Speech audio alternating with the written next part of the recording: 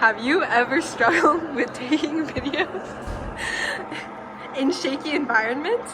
Well, you could use the auto self-leveler to put your phone on in a shaky environment and it'll auto level the environment video for you. Good morning, this is Jiming Chen. And I'm Cynthia Xiao.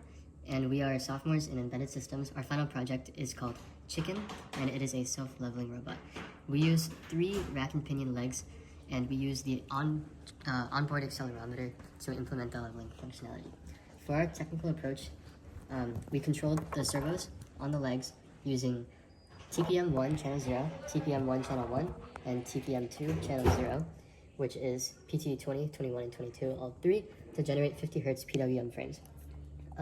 We used pulse widths of 1 to 2 milliseconds for full up, full down via the TPM CNV register, and we also used a calibration routine to build a 2x3 influence matrix by nudging each leg one at a time by a fixed delta, and measuring the change in pitch and roll through the accelerometer to find the matrix.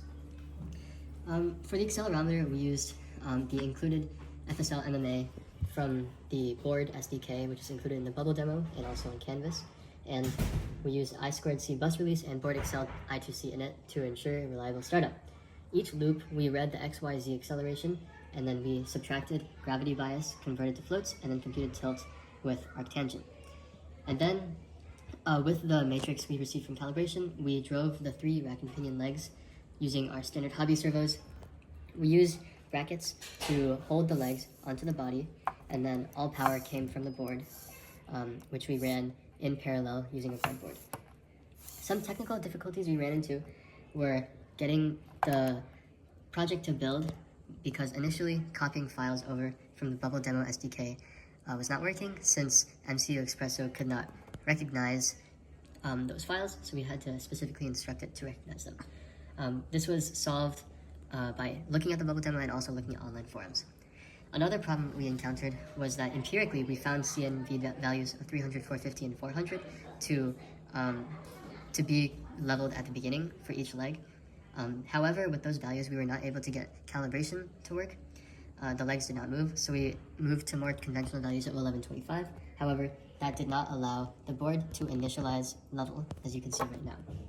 However, in both configurations, we were able to observe successful dynamic leveling once the code started running. As we tilt the surface away from the camera, Chicken's back leg grows longer to compensate for the tilting.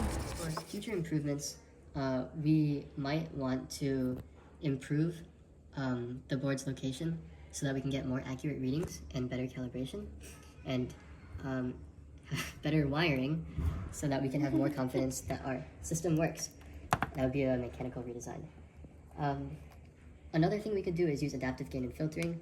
That would result in smoother gyro data.